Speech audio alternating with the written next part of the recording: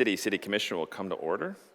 The city clerk will give the invocation, which will be followed by the Pledge of Allegiance. Will be followed by a moment of silence for Joel Goujon, former community advocate. Please rise.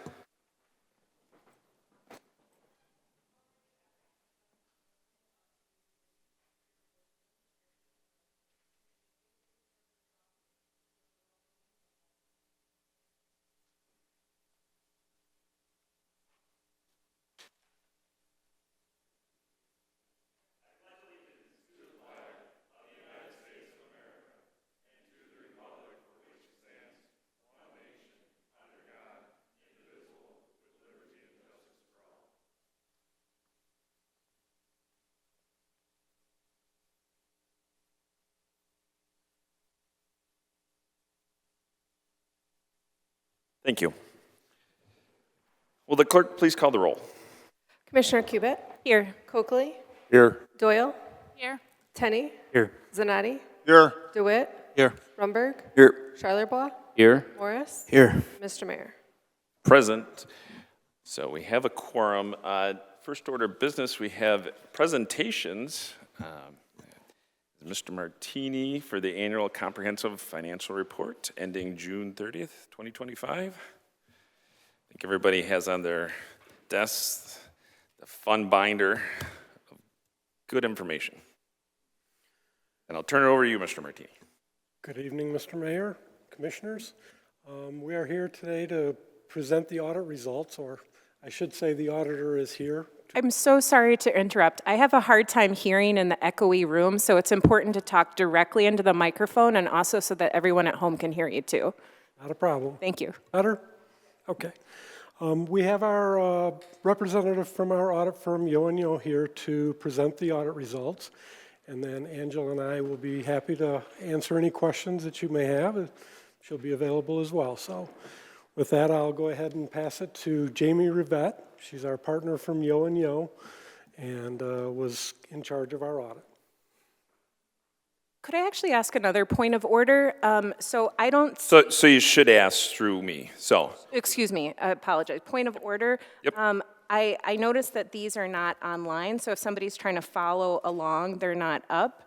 And so if, I just wanted to see if that was intentional and if they will be available, like when they would be available. There are scanned into the packet, though. There is this presentation is in our packet, but we typically don't put it out until the next day because we want to make the presentation to the commissioners first. So it always goes up the next day. Thank you. Welcome. okay, thank you. Great, thank you very much. Well, thank you for having me here tonight. My name is Jamie Rivette, and as George mentioned, I'm an audit partner with Yo & Yo CPAs, and I was in charge of your audit this year. And tonight, I'm going to go over the highlights from the audit. You do have a packet of information in front of you, so I'm going to touch on what you have in front of you in case you want to refer to that later. I do kind of laugh a little bit because we always want everything paperless, and then I come with 3 boxes of paper for you. But first of all, we're going to go over the highlights, which is the PowerPoint, so you should all have a smaller presentation that looks like this on the cover. You also have a full-bound copy of the annual comprehensive financial report, which is the thicker one, almost like a book. There's a letter, just a stapled letter too, that's a governance letter. I encourage you to read that. And then the last piece of information that we have in front of you is the single audit. So this covers all the federal grants. The information on the federal grants is included in here. So tonight I'm just going to go over the highlights and really focus on your general fund, which is the main operating fund of the city. So first off, Michigan Department of Treasury requires the city to have an independent annual financial audit prepared annually, and it can only be issued by a licensed independent CPA firm. And the audit really is management's responsibility for the preparation and fair presentation of the financial information in accordance with generally accepted accounting principles. And then what happens is my team and I, we come on site for about a week and a half, and audit the information that's presented. And by doing that, you are looking for an opinion from the independent auditor, and you are issued an unmodified opinion, which is the highest level of assurance offered. It means it's a clean opinion with no material modifications that need to be made to the financial statements. I also want to point out that the city did receive the Certificate of Achievements for Excellence in Financial Reporting for their 2024 financial statement from the Government Finance Officers Association, which I just wanted to say congratulations because that is a significant accomplishment. The next few slides that I have are relating to your general fund. So this pie chart is your general fund revenue and other financing sources. So this is the revenue coming into the city. And two things I'll point out here is you can see the blue section there at the bottom is about 53% of the general fund revenue is made up of taxes. That did increase over last year as the taxable values of the properties in the city went up about 8%. And out of the taxes of that 14.7 million, about 10.9 is related to property taxes, and 2.7 is related to the payments in lieu of taxes for the pilots related to the electric fund. And then the orange pie, piece of the pie there is your state shared revenue and state grants. That's about 24%. This was pretty flat compared to last year. About 5.5 million is state shared revenue, and then we have about 1.2 million in other state grants. So those two combined is about 77% of your general fund revenue, and both of those revenue streams are really highly dependent on a stable economy. So as the economy is doing well, we see increases in the property taxes as well as the state shared revenue and state grants. We've also included a bar chart for the last few years of the city, and I like to focus on the increase or decrease from 2024 to 2025. And from this chart, you can see the revenue did increase about 1.9 million compared to last year. And the majority of that is related to the increase in property taxes, as well as an increase in the transfer in that the general fund received from the CDBG fund, which increased about 500,000 over last year as well. Now looking at the expenditures, so these are the funds going out of the city for your general fund. You can see on the bottom there, the green section too is public safety, makes up over half of the total general fund expenditures. So that includes both your police and fire, and the community policing is included in that. And overall, this did increase over last year, mainly due to increases in salaries and benefits compared to the prior year.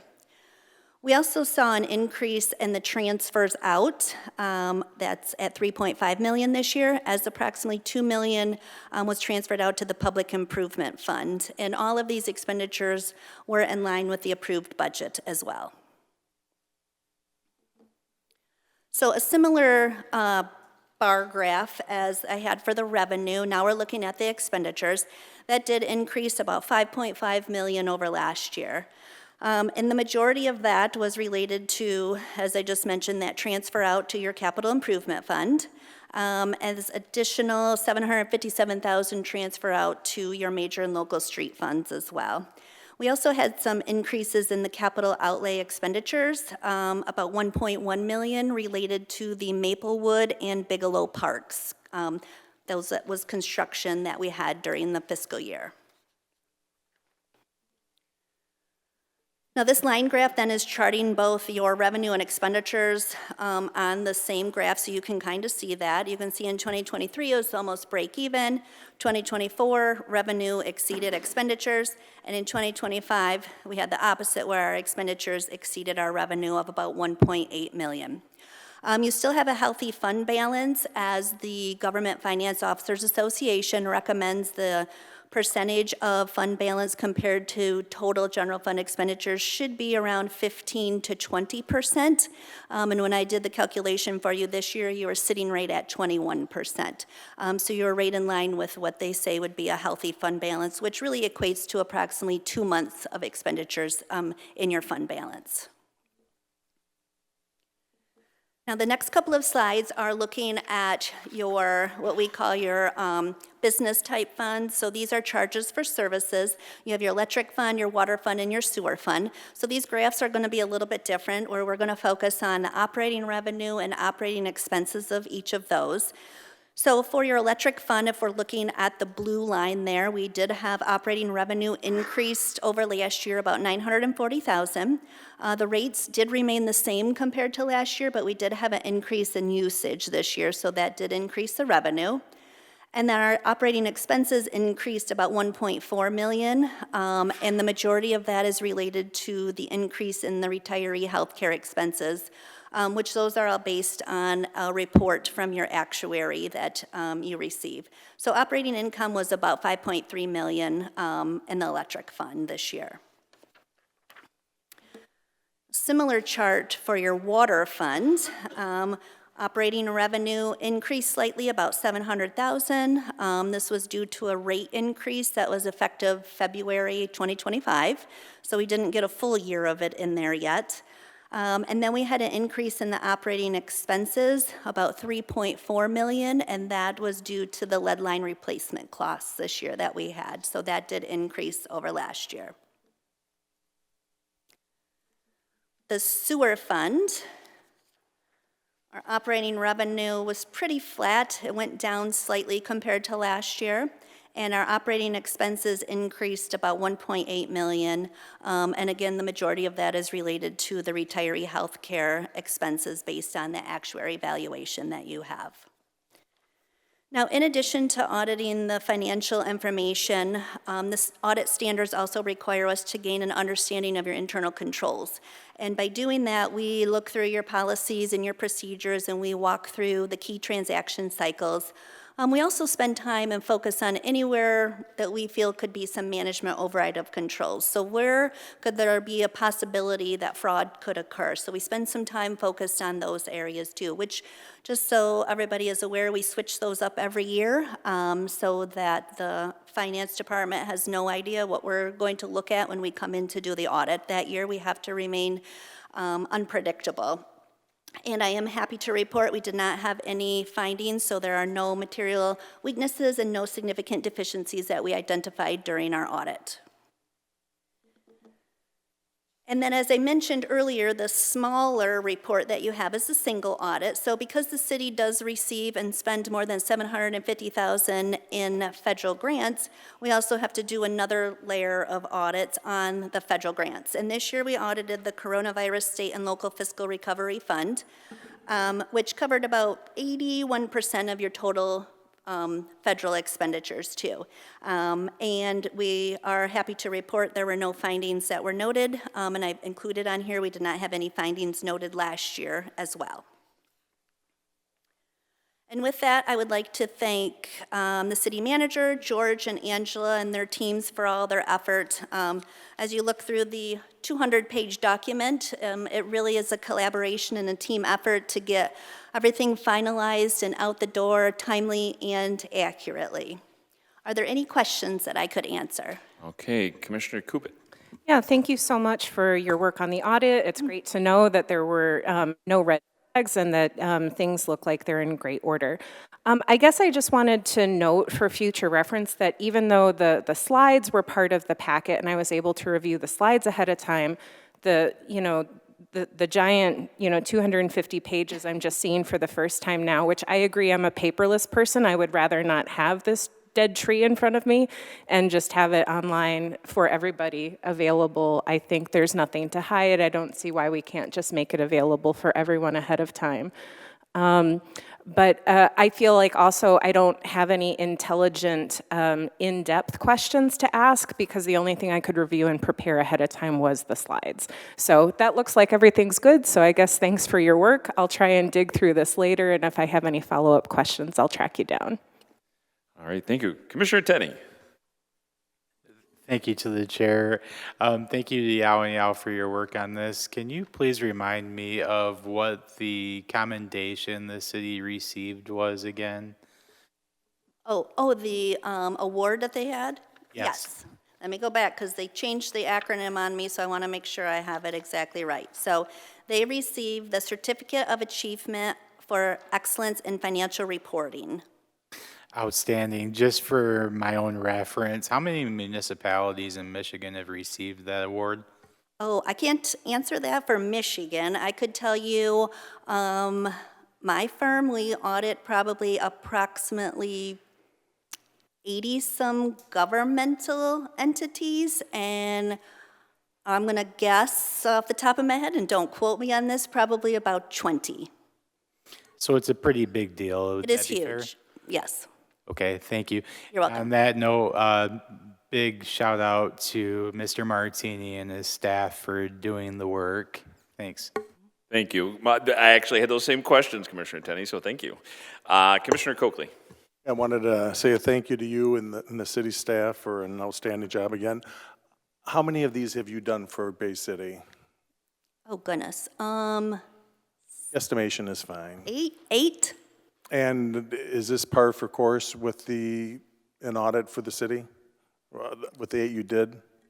The The findings? findings, yeah. Yeah, I mean, we've had a material weakness in the past. This is a lot of information, and we look at materiality. So as soon as there's something that could materially modify the financial statements, one entry that they missed in closing out the books, if the dollar amount is significant, it would be a finding. So to have none for a city this size is very, very well done. In the past, when you did find something, was it explained, corrected? Oh, care yeah, of? of course.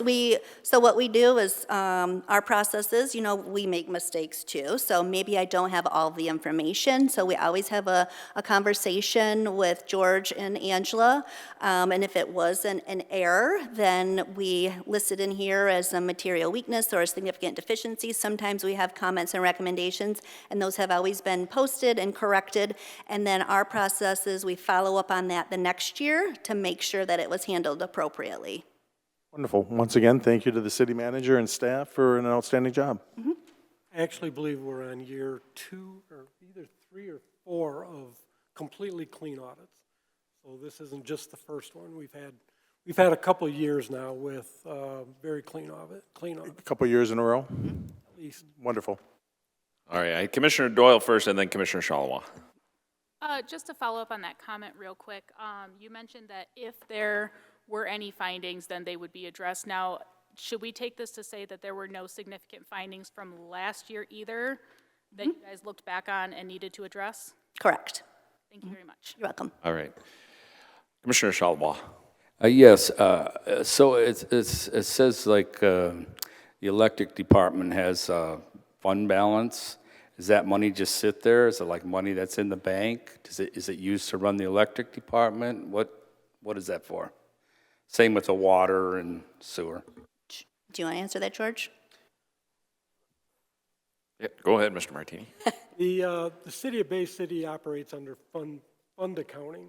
So there is a separate fund, basically a self-balancing set of accounting books for each one of these organizations.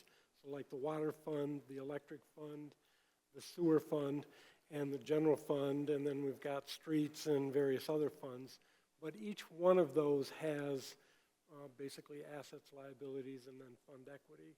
So there's fund balance associated with each one of those different programs. The fund balance that Jamie was talking about was specifically in regards to the general fund, and where we have roughly the 20%. 20%. So a question I have is if the general fund is short, can money be taken from those accounts? Well, first off, it will automatically, so for instance, if revenues are less than expenditures at the end of the year, then you sort of automatically use some of that fund balance. Now, what would also happen if we were in a year where we were spending way more than we had budgeted, we would be having to come back to the commission to present budget amendments to discuss those. We also, of course, provide quarterly reports to the commission to kind of give you guys an idea of where we are at any given time during the year.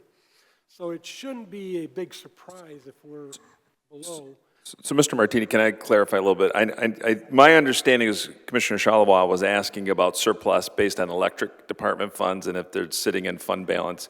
My understanding is running an electric department, we needed to keep so much of a surplus in case a catastrophic storm came through. We had major resources needed and available to do repairs. Is that a correct understanding of why we would need to have cash reserve, especially in the electric department? Actually, it goes a little bit further than that because we also have outstanding debt in the electric utility, and a lot of those debt issuances have debt covenants that mean that basically say we have to have X number of X amount of revenue, and we have to have,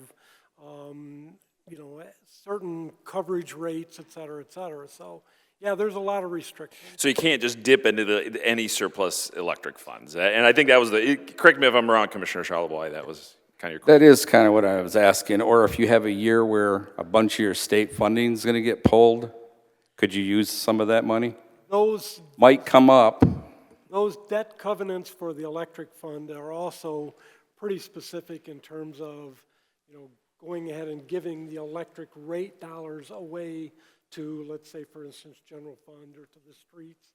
It's really not something that you can do very easily. Okay, that was my question. Thank you. All right, any other questions? Commissioner Zanotti. I think hats off to the city staff, and I've sat through these audits. You do a good job of presenting. I just want you to... Appreciate that. Thank you. Anybody else? So, again, I want to thank you for your efforts and the city team efforts. It is a lot of work. I've been through as a director of a nonprofit, many audits. This is the size and scope, and doing single audits definitely takes some time. How many weeks does it take to go through and do the process? On my end? It just, yeah. Oh, probably 4 weeks if I'm talking planning, field work, review, finalizing, going back and forth, making sure we have all of our I's dotted and T's crossed as well. So, and that's probably a team of 4 to 5 people. Great. And then do these findings end up getting forwarded onto the state, so that does the state of Michigan reviews these too to make sure that everything is in compliance? Yes. And if there is a finding in there, the state of Michigan will send an email to George, and then he usually has to follow up with a corrective action plan.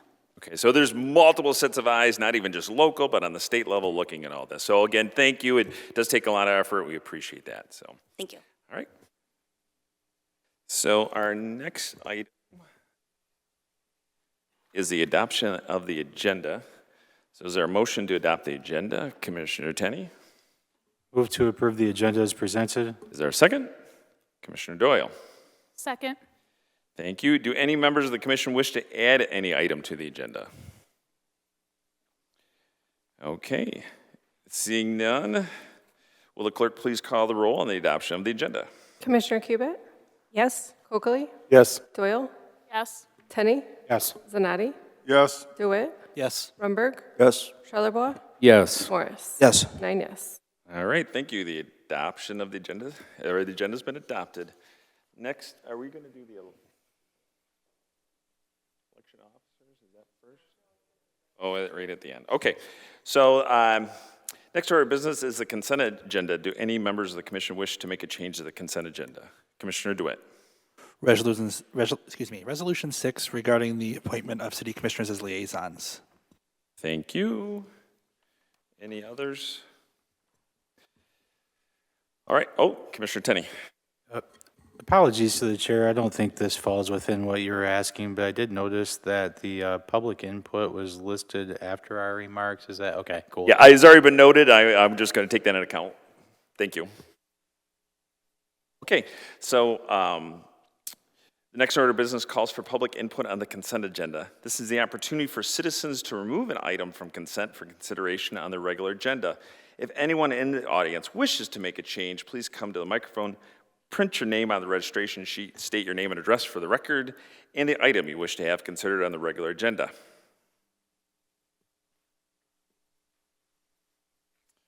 All right. Next order of business calls for public input. No, sorry. Skipping around.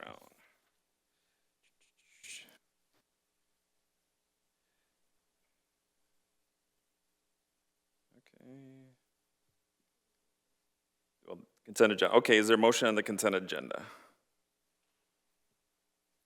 Commissioner Runberg. Move to approve the consent agenda. Is there a second? Commissioner Coakley. Second. All right, will the clerk please call the roll on adoption of the consent agenda? Commissioner Coakley, Yes. Doyle, Yes. Tenney, Yes. Zanati, Yes. DeWitt, Yes. Rumberg, Yes. Charlebois, Yes. Morris, Yes. Cubit. Yes. 9 yes. Our recommendations as listed on the consent agenda have been approved. Now we're in the public input. Under the rules of the City Commission, each speaker will be allowed 5 minutes to speak. Commissioner Coakley will serve as the timekeeper. This is the opportunity for citizens to address the commission regarding any agenda item or any other matter. If anyone wishes to address the commission, please come forward, print your name on the registration sheet, and state your name and address for the record. We do ask that you be respectful when addressing the mayor and commission. Public input is a one-way communication, and the mayor and commissioners cannot answer at this time. Please meet with them after the meeting if you need any further information.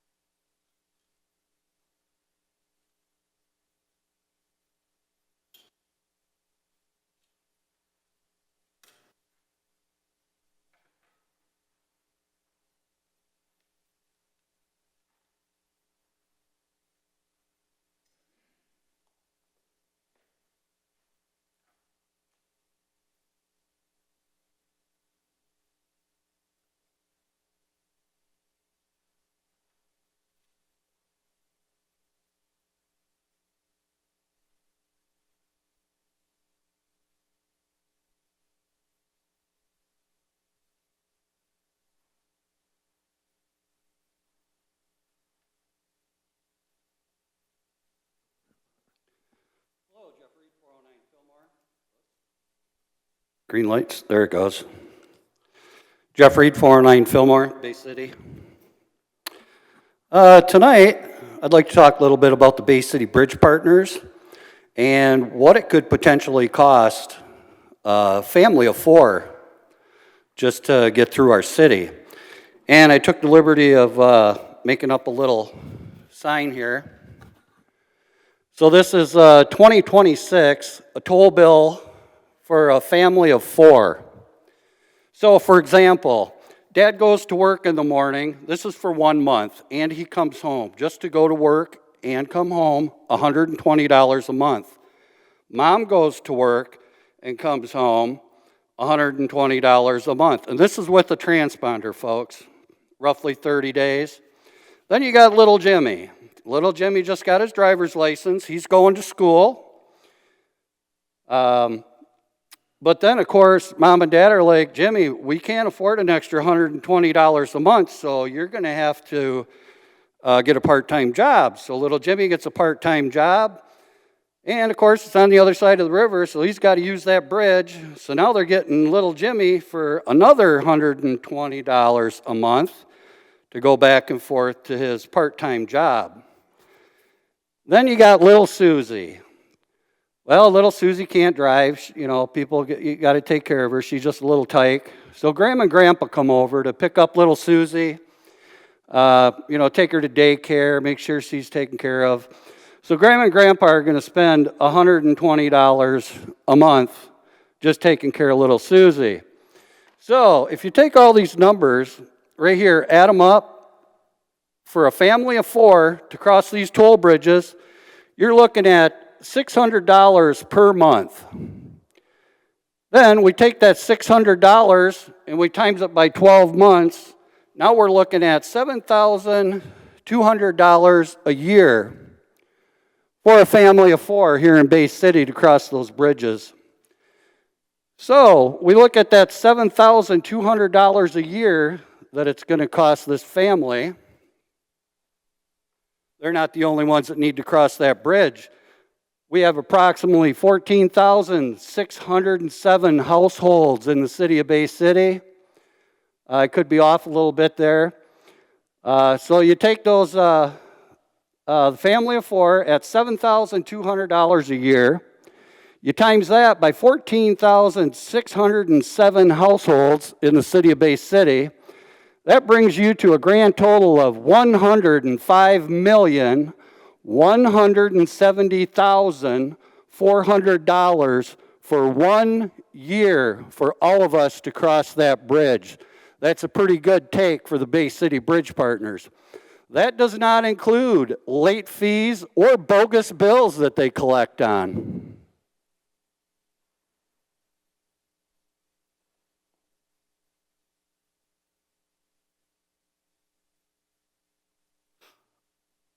I got a little present for Christmas I'm going to share with you.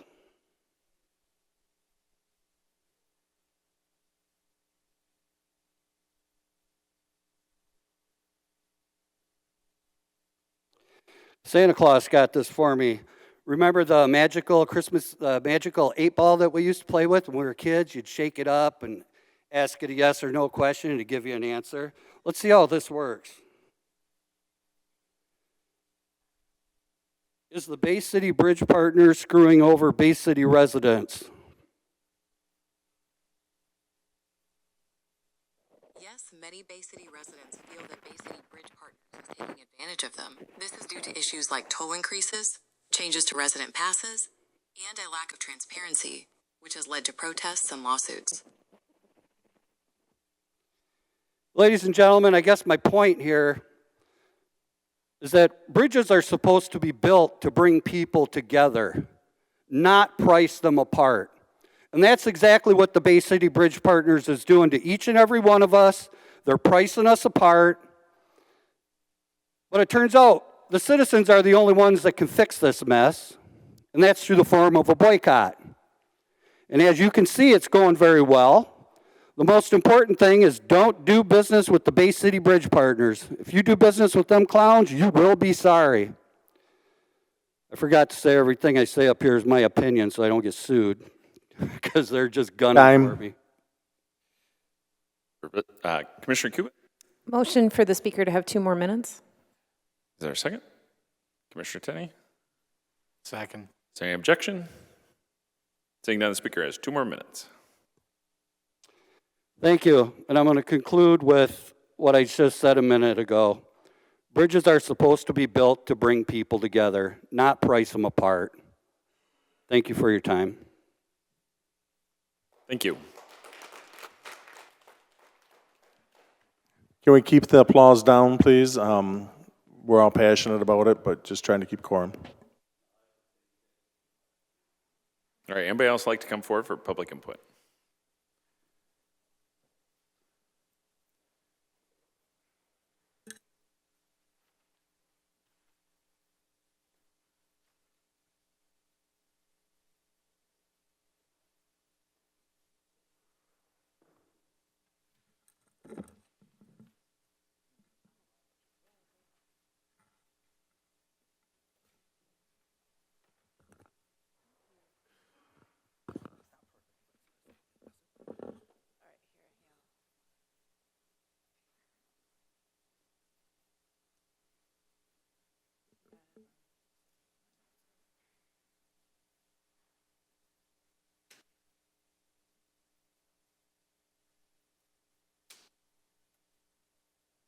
Hi, my name is Marilee White. I live at 1119 Fraser Street, and I'm here to speak on the data center issue. I understand that tonight is not a big deciding factor as to whether Bay City will have one or not, but this is a special interest to me, and people have reached out to me from all political walks to ask me what I know about this, and I thought it was important to get it out there and get it on record. So my first point, the data centers will not be built in rich neighborhoods. They'll be in neighborhoods like mine in the South End. We deal with enough with our sidewalks and roads in disarray, which brings me to my next point. Is this going to be tax exempt? I know Michigan is offering tax exemption, and personally, I'd like to bring in a project that creates tax revenue before we have to privatize our roads and our sidewalks and our bridges also. Data centers don't create enough jobs to justify such a large-scale project. The majority are construction jobs, which are short-term. After construction, even the largest facility will only provide 400 jobs, while the average is about 100 jobs, according to an independent fiscal analysis done in 2025. That's the same or more jobs Then we had building the Chick-fil-A, and Chick-fil-A doesn't consume massive amounts of natural resources and pollute our city. The pollution from these are irreversible as they release PFAS gas. PFAS are man-made and are often referred to as forever chemicals. It's released into the atmosphere and then transferred into our air, food sources, and waterways. PFAS are proven to cause higher rates of cancer, lowered immunity, fertility issues, lower kidney function, and the list goes on and on. There is no way to remove PFAS from your body, so they continue to accumulate for the extent of your exposure.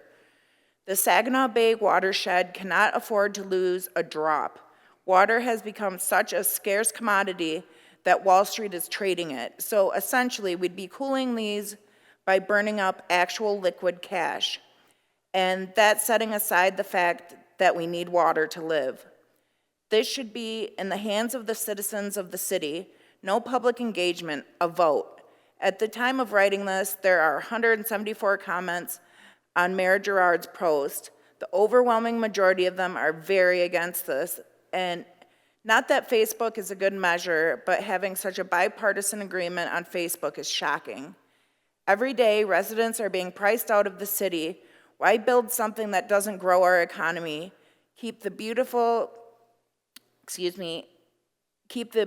array of small businesses we have thriving, not push away the very people who frequent them. Our town has charm, and it's glaringly obvious that a data center is not in line with the historic buildings that make our city special. This proposal sounds like, where can we put a data center, and not should we even consider bringing a destructive technology to our home. Thank you. Thank you.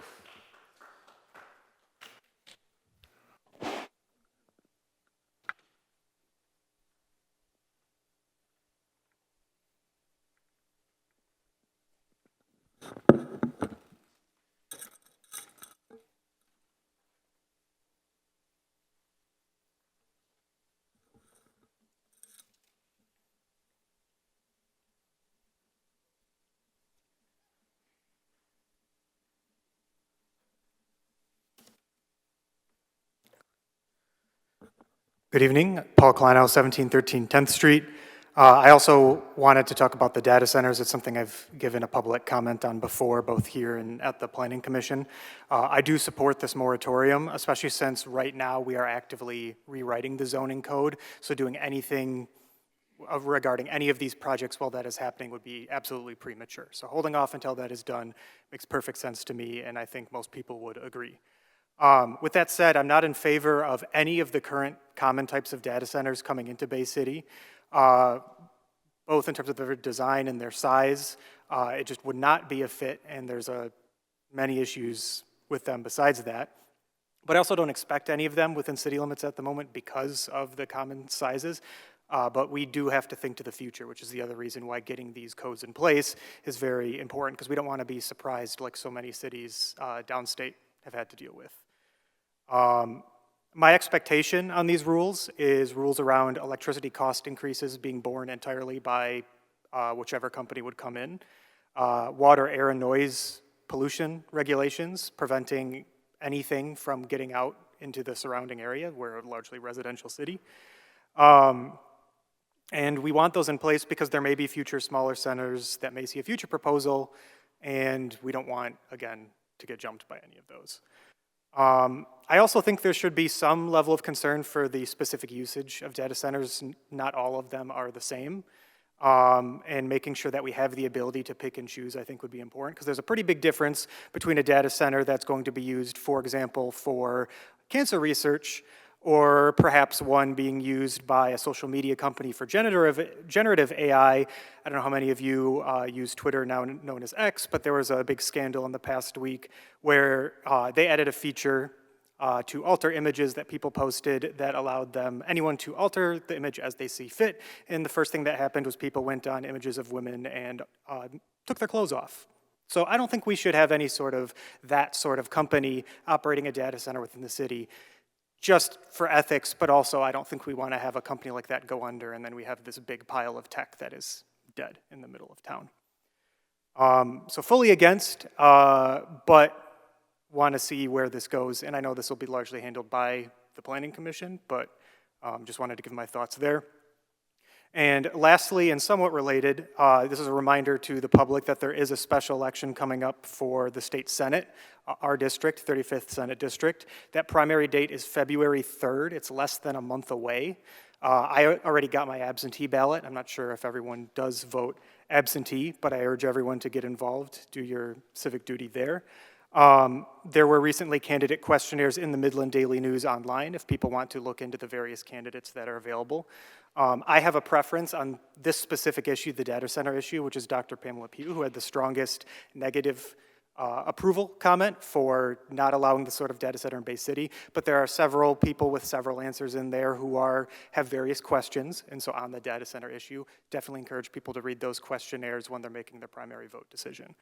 But that is all I had for today. Thank you for your time. Thank you.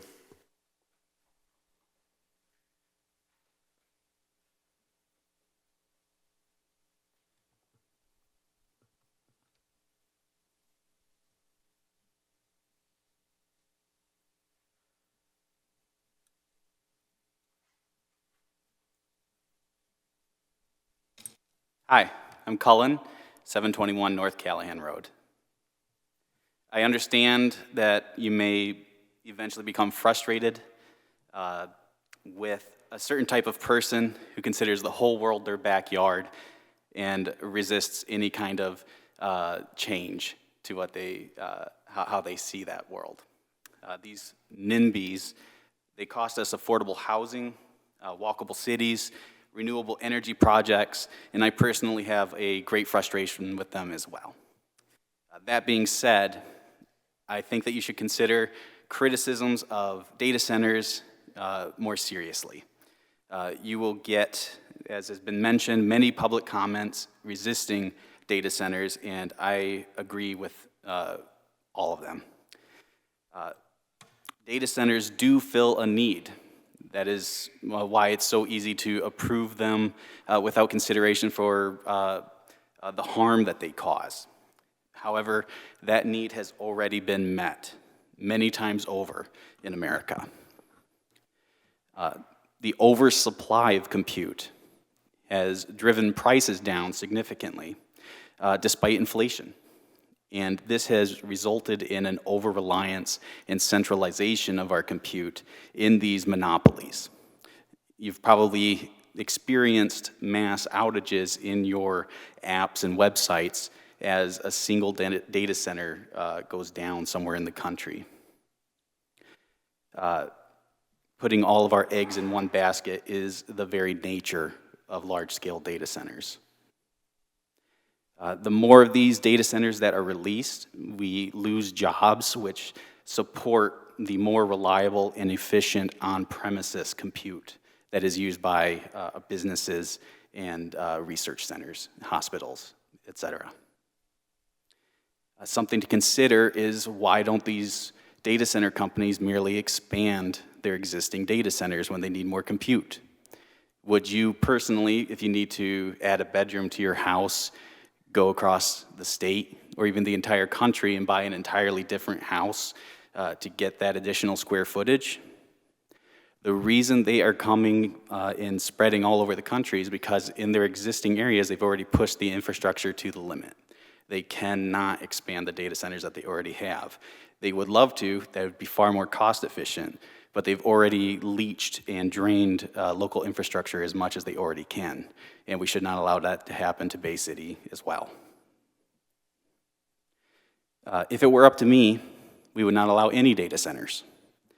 However, I do recognize that not everyone will agree with me on that, and so I want to propose a few limitations to consider in these rules that you are proposing, or rather requesting for the commission. I suggest limiting the water use severely, such that it cannot be used to cool the data centers. Air-cooled data centers are inherently smaller and more in line with the localized, efficient types that might actually benefit local businesses. They are also far less likely to pollute our water supply. limit the power consumption of all combined data centers in Bay County to a small percentage of our electrical capacity. I would suggest something like 5 or 10%, but I would hope somebody else more qualified would come up with a number. This would limit the impact it has on the energy prices going up. Again, I'd rather that number be 0.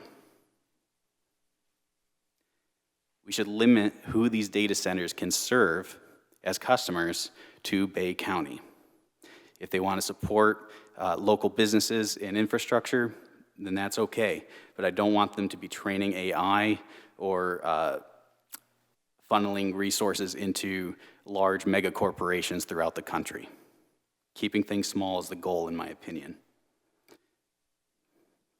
Now, in addition to the NIMBYs that I find frustrating, who hold back progress, et cetera, there's another type of person who I want to address today. I don't know if they're here, but a few weeks ago, we had a commission meeting here about the flock security cameras. And we saw overwhelming resistance from both sides of the political aisle. I didn't see a single person come forward in support of them. Everybody had well-researched and well-reasoned reasons to... Time. Commissioner Runberg. I move to provide the speaker 2 more minutes. Commissioner Cubit, second. Second. Thank you. Any objection? Seeing none, the speaker has 2 more minutes. Thank you. After that meeting, there were still 2 votes in support of flock cameras to be installed in Bay City. It is deeply frustrating to see so many people take time out of their day, come forward and express concerns only to be ignored. I don't know if you're here today. I wish I had taken the time, or if I had the time, to find exactly which one it was that voted in favor of flock. But in closing, I just want to say your mother was a hamster and your father smelled of elderberries. Thank you. Can we please no more applause and try to be respectful?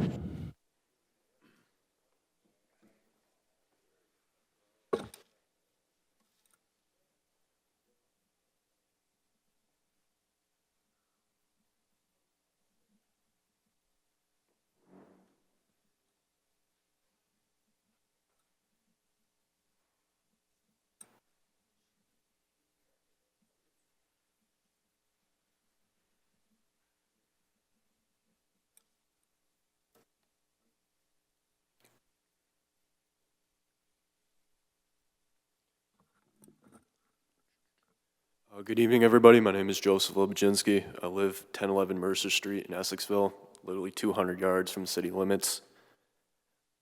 Just want to say, I want to thank you for taking the initiative pertaining to the potential development of data centers here in Bay City.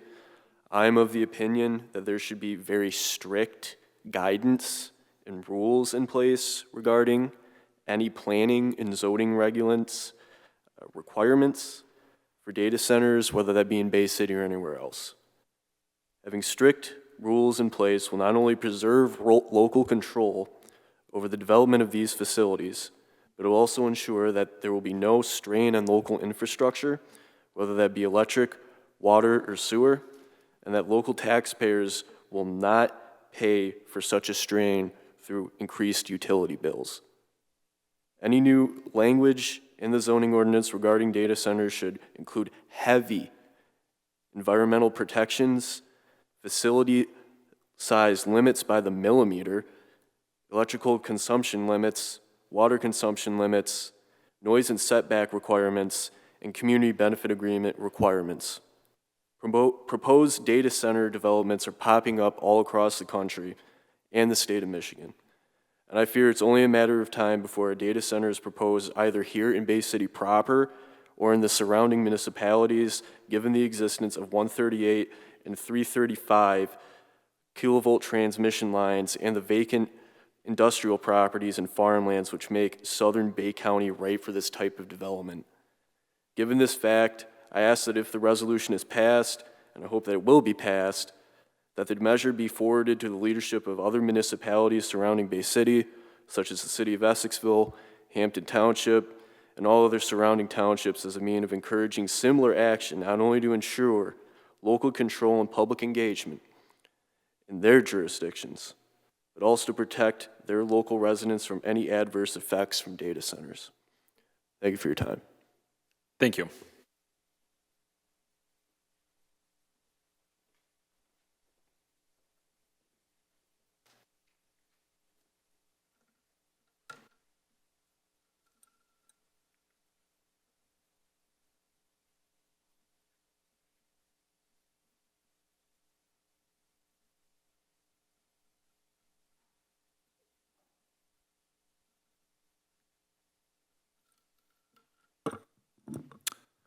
My name is Andy Cisnowski. I reside at 2781 Sportsman Court. My question is why? Why is the mayor participating in determining the recommendation of the council to appoint commissioners midterm? On August 25th, 2025, Mayor Girard and 5 commissioners used the board account method to rank candidates for 5th Ward Commissioner's seat. As I understand it, the votes placed by the mayor and the commissioners were not a legally binding vote, but merely a process to determine the recommendation of the council. According to the city charter, section 4.2, titled Voting by Mayor, the mayor shall have all powers of a city commissioner, except the mayor shall only vote in the case of a tie of the commissioners.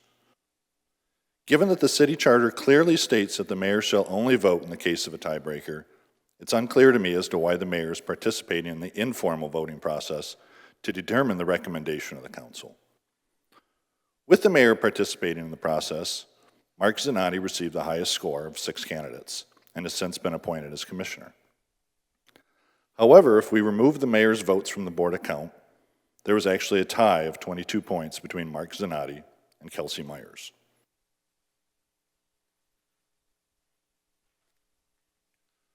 Right here is a score sheet.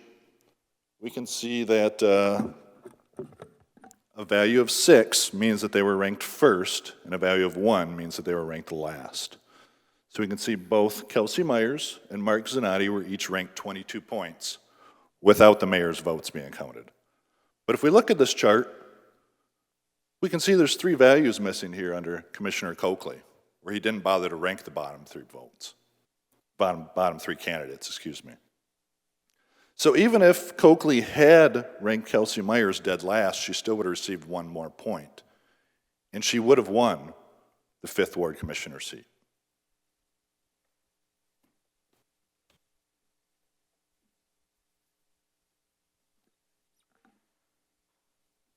So not ranking every candidate is especially detrimental to the candidates who didn't receive this rank, as even a last place ranking earns 1 point. Due to the fact that Mayor Girard voted and the fact that Mayor did not force Commissioner Coakley to rank all candidates, Kelsey Myers was robbed of the council's recommendation to appoint her as a 5th Ward Commissioner seat. A similar situation occurred on November 24th, 2025. When determining the 3rd Ward Commissioner seat, we can see that when we factor out Mayor Girard's rankings,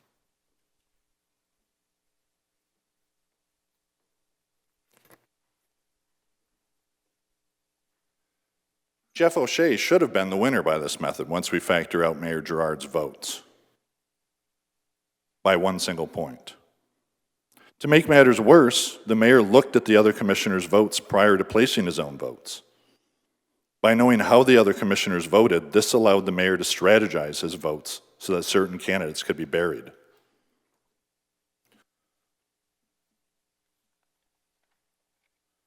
When asked about this on Facebook, the mayor replied, quote, "I had already ranked my candidates, but didn't transfer them over to the sheet turned into the manager for the position," end quote. In my mind, this is the equivalent of getting caught looking at a cheat sheet while taking a test, and then saying, "I looked at the cheat sheet, but it didn't change my answers."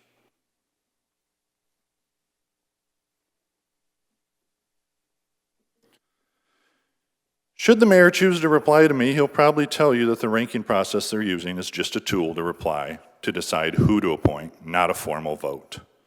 But if all the commissioners agree to vote according to the results, he's basically created a loophole for himself to circumvent the Bay Bay City's charter, which I shall repeat one more time.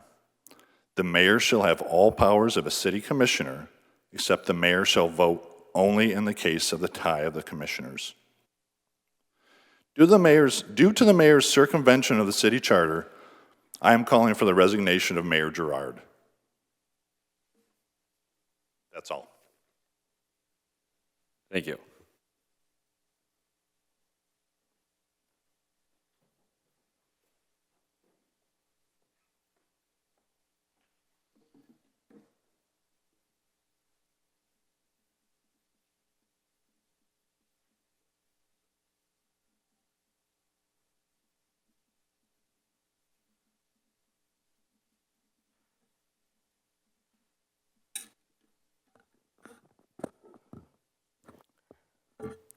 Valerie, 1513 Helen Street. I'd also like to talk about the data centers that are being proposed. These data centers will cause environmental damage to our community and to the nature that surrounds it. These data centers consume 100,000 households worth of electricity and use billions of gallons of water to function. And these centers have been known for poisoning those riverways and air in those communities that have been affected. The excess amount of electricity these centers use will cause electric companies to exploit our communities and raise our electric bills. It is also not a coincidence that the government recently kidnapped Maduro for Venezuela's oil, and that this imperialist country keeps exploiting other countries such as the Congo for cobalt, since these data centers require massive amounts of minerals and energy. As for AI, it has already caused so much harm, from convincing children to commit suicide, ruining personal relationships, and the environmental damage that it causes to our communities. We should not authorize any data centers to develop in Bay City or in Bay County. This will only harm our city and our workers. Thank you. Thank you. Anybody else like to come forward for public input?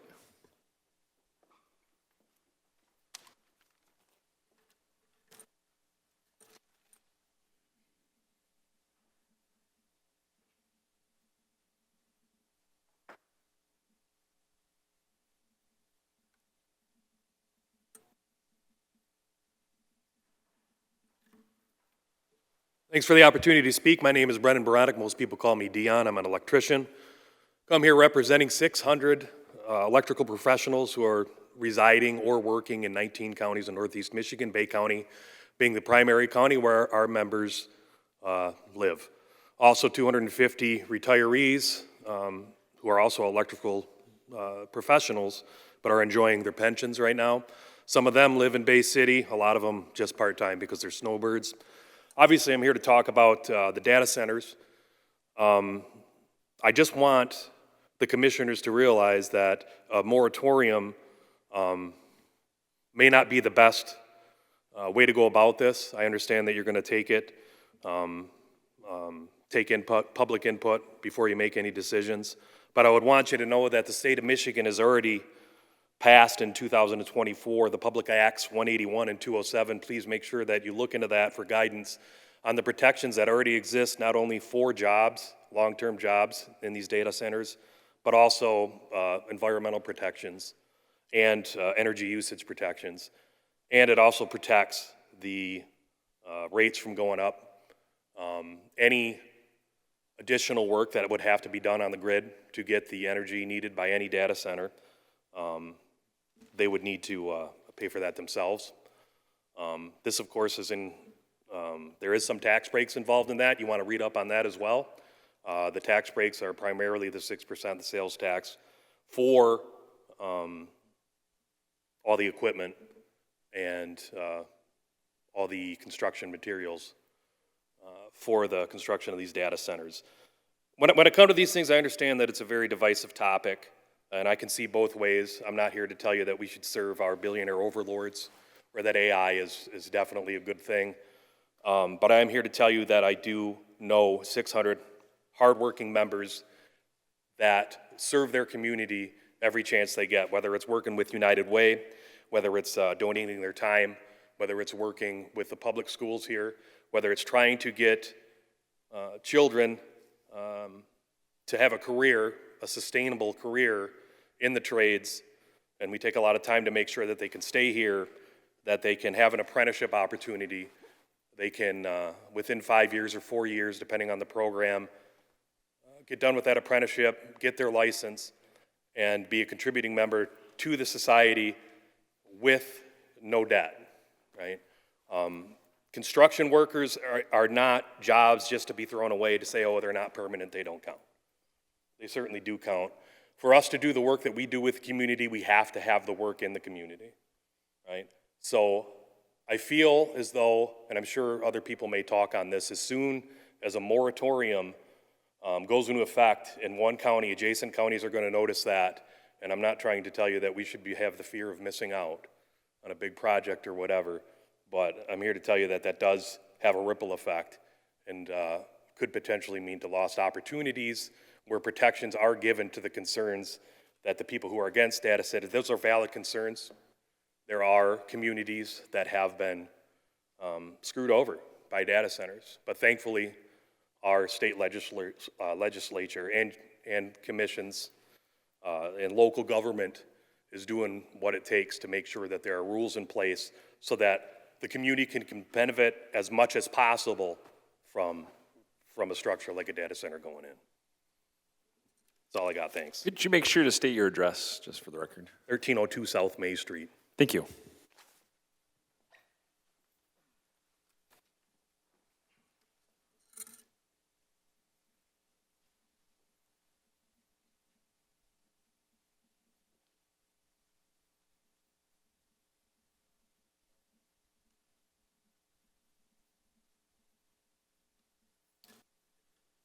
Good evening, Commissioners and Mayor. I wasn't going to speak, but there, maybe we're back on. I wasn't going to speak, but I heard the data center talks. I'm Justin Pomerville. I'm the Business Manager, Financial Secretary of UA Local 85. I'm the President of the Tri-County Building Construction Trades Council.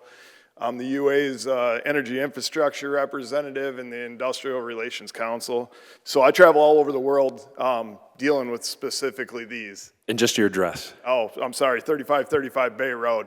I represent 14,000 members in the state of Michigan, plumbers, pipe fitters, and HVACR service technicians all across Michigan and the Midwest, and but I live right here in Saginaw, so I felt like I should come over. Maybe there'd be some questions I could answer. I do agree with the previous speaker's comment on the moratorium.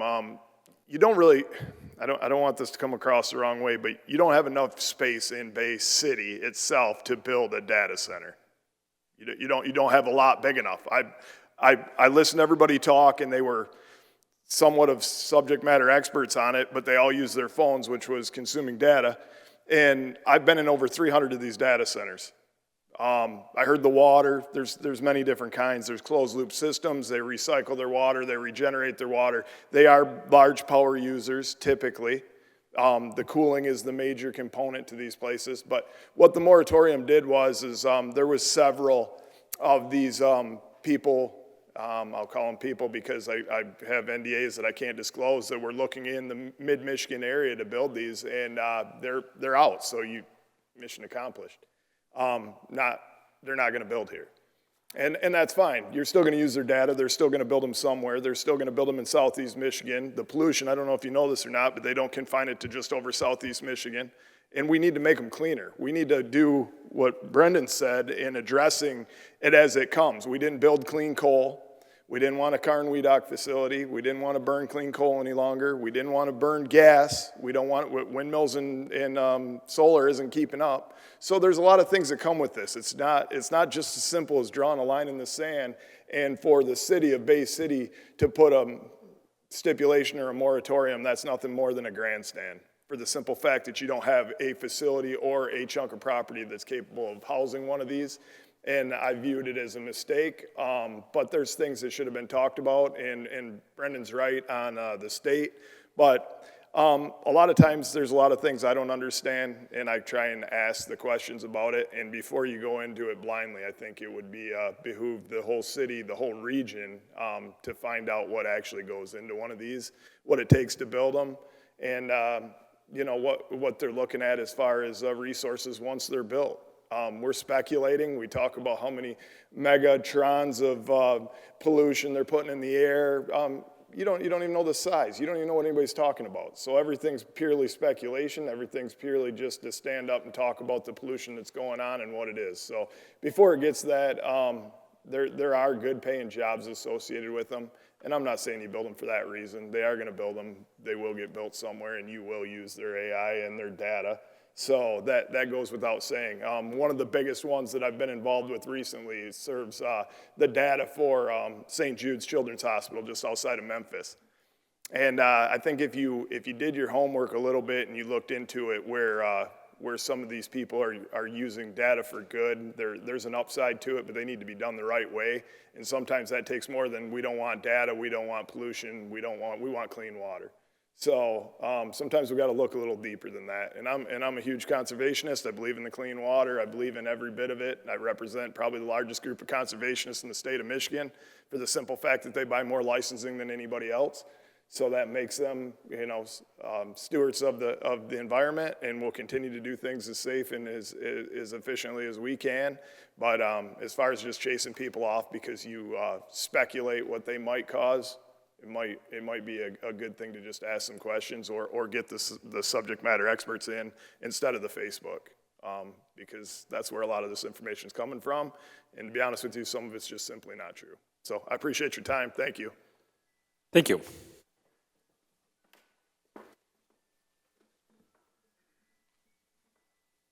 Mike Walther, 4435 Northview. I'm just listening to some of these people talk, and I've worked out here at the Karn plant for many, many years.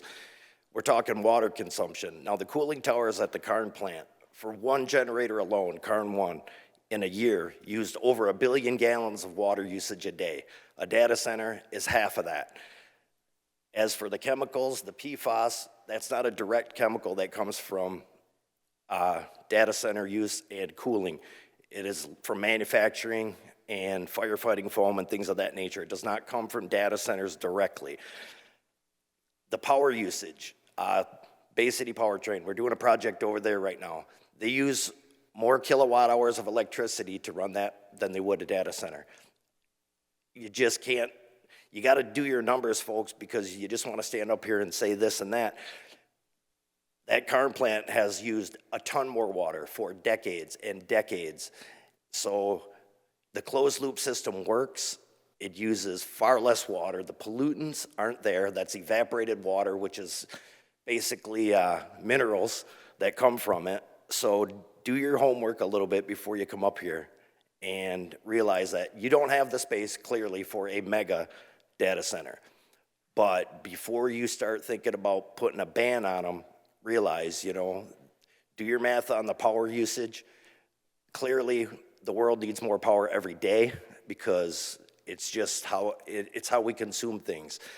But when it comes to just putting a stop to these data centers because you think that your bill's gonna go up, your bill's gonna go up, progress happens in life, but these things they're gonna get built. So don't just say not here, do the math, do the kilowatt hours, figure it out. It's not that much.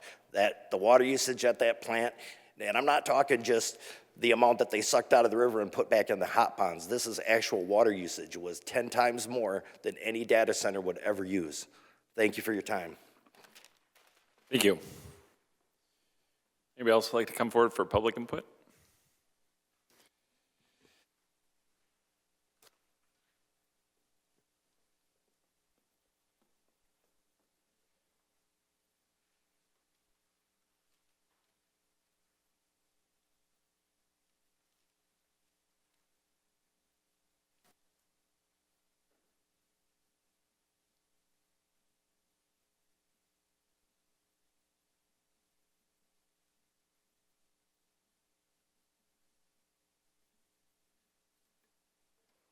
evening, Board and Mayor. My name is Jillian Cadena. I live at 504 Hill Street. I'm also speaking about the data centers. I believe that the framework that we seek to create should be done so in a manner to obstruct and stifle any or all future data center planning operations. The notion of these centers in the first place is based upon the idea of inevitably eliminating a large portion of our workforce, and I think that this would put more money out of our pockets than in this future if we choose to invest in these systems rather than our own intellect. Whatever amount of money AI could promise us over simply paying our workforce would still have to outperform the amount that we as a nation have already had to pour in to make it something worth creating or investing in. So far, AI, even with how technologically advanced it is, and notably this year, still has an unbelievably long way to go for it being useful to the everyday person, and even longer for being tasked with specialized uses in the medical, engineering, environmental, and otherwise scientific applications. It's okay to admit that there are some things better left to the people than machines, not on the basis of a principle of morality, but simply for the fact that these systems have been around for many years and we have spent far too many resources on them to make them barely usable. More often than not, an AI system still cannot correctly extrapolate from or condense a medical journal. An AI system would struggle to even think about where to begin when tasked with an infrastructural operation that digs deep into our land. An AI system cannot be used as a useful tool, and certainly not as a replacement for teaching anything if it's wrong more often than not in situations with room for zero error. There are a lot of factors that we as humans can easily take into account for and analyze in a way that would still take far less resources to accomplish than what AI requires to do so. As far as environmental implications, we have certainly seen a lot this past year. Some centers are being made to run on solar, but this creates a huge hit due to a need for minerals such as lithium and cobalt, which tend to be extremely costly. And it's also important to note that even if we had the resources to fund such a project, the sustainability of these boards are not what they once were. Our ozone layer is depleting, which in turn will fast-track the degradation of the solar cells in these panels, making repairs or replacements simply unavoidable. There are ideas of other renewable energy methods being done through water being a solution, but I don't think we really have any good options for hydroelectric power, nor would it be feasible to put a center next to our wastewater treatment plant in our county. As for wind energy, I do not believe that we have a great setup for the demand a data center would require. As far as I am concerned, there's just no easy way to put a data center around here without mainly being reliant on a combination of mostly non-renewable and then some renewable resources. Now, lastly, I want to speak of not how this would impact our financial endeavors, but how it would affect us as humans. There's a huge issue being reported around data centers. And I know someone else in the community came up here and mentioned this about noise pollution. And it's usually reaching nearby residents up to 2.5-mile radius on average. And these people are getting degenerative diseases, they're getting stress, all of this coming with the prolonged exposure of these data centers being where they live. Some centers have noise barriers or shock systems to try to absorb the vibrations, but most reports I've read have said that it seems to only supply a minimal amount of reduction, making the affected area down to about a mile radius, or in the best case scenario, a bit under 1/4 mile. Because of how new the legislation regarding data centers is, we don't have a lot of protections from the EPA or other agencies on what amount of noise is acceptable, so these regulations tend to be relaxed and lazy to instead seek a permittable level of noise pollution rather than to actually eliminate it. I would now like to speak of a 2023 study titled, this is going to be medical mumbo jumbo, but impairment of the endothelium and disorder of microcirculation in humans and animals exposed to infrasound due to irregular mechanical transduction. Infrasound is sound that we cannot hear, so it'd be 20 hertz and under. So in this study, they discovered that rats, as well as sourcing from other past studies for this on humans, who experienced vibration from noise that was undetectable to them, their biological processes were still uniquely altered for the worse. They found decreased heart and lung function in this study on the cellular level. These centers will affect our health even when we cannot directly see or hear them. So overall, I'd say we need to protect our community and our environment, as those are the most valuable things that we have. Commissioner Runberg. I move to provide the speaker 2 more minutes. Thank you. I was just going to say that No, hold on 1 second. Commissioner Cubit? Sorry. Second. All right, is there an objection? Seeing none, the speaker has 2 more minutes. I was just going to say that I hope that my words are met well and that we choose a good future for all of us. Okay, thank you. Would like to come forward for public input? No, here we're leaving. Okay. All right, next order of business calls for, okay, come on up.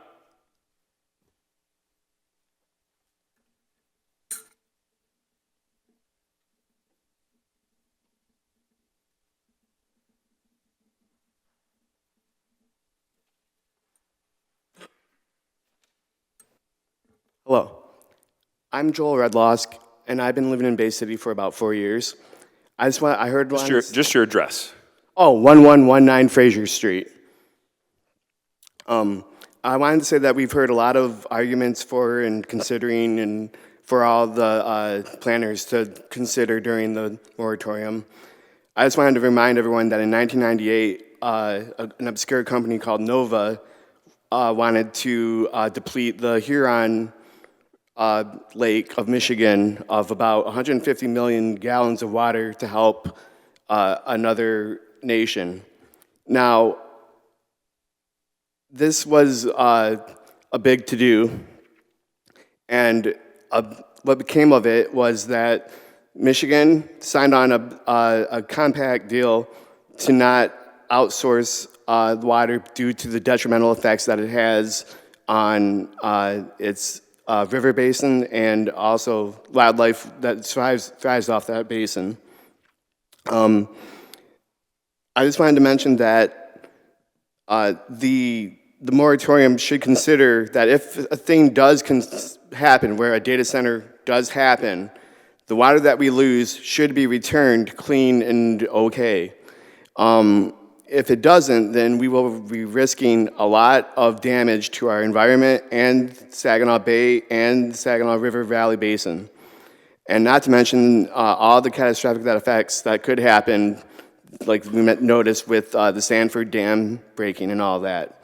So if such a thing happens with data centers, I hope that everyone remembers this compact back in 1998 and makes the proper adjustments to not let our water be gone or polluted with PFAS, which then affects the deer and then affects us.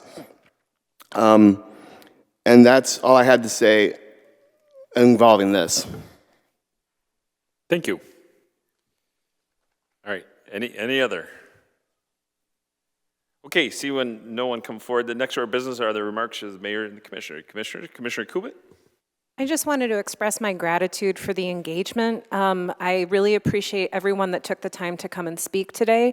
I appreciate everybody that's here to listen and everyone at home that's listening as well. It's just, that's what this is all about, and I just really appreciate it. All right, Commissioner Tenney? Thank you to the chair. Through the mayor to the city manager, just a quick question I got hit with by a constituent.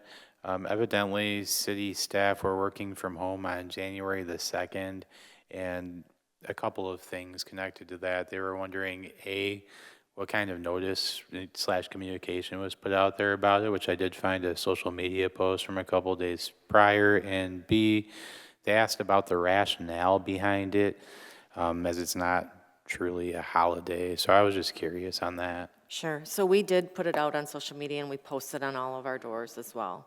The rationale was because we didn't have a lot of people working. It was the way the holiday ended up this past year. It was just going to be limited staff was going to be here on Friday on both of those. Okay, that answers that, and I appreciate that a lot. I guess for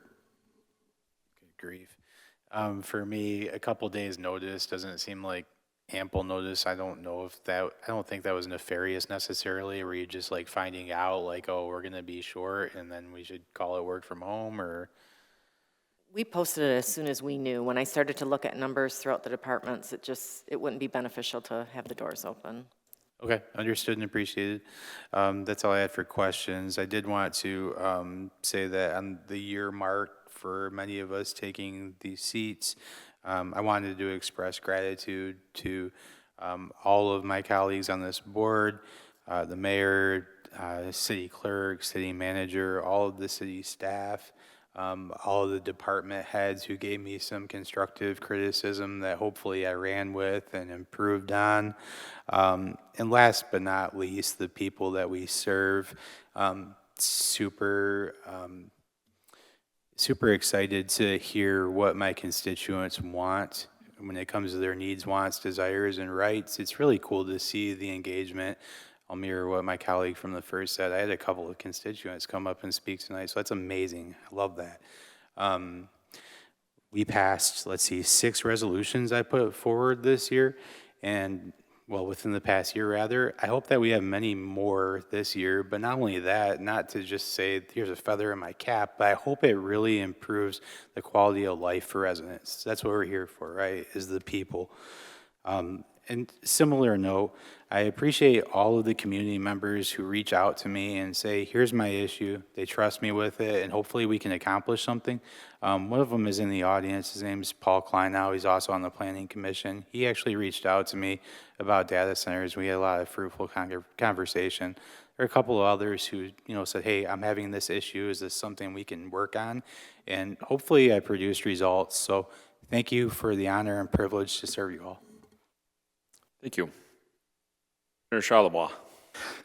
Yeah, I just wanted to say something about these data centers. I know there's one downstate, and I can't tell you the name of the city, but the city council or whatever voted against it, and they got it jammed down their throat anyway. So I don't know how that works, but it seems like it should be against the law, and at the very least, it's not democratic. And that's all I have to say. Oh, can I ask about the mayor's resolution for the data centers? Sure. Can I ask you about that?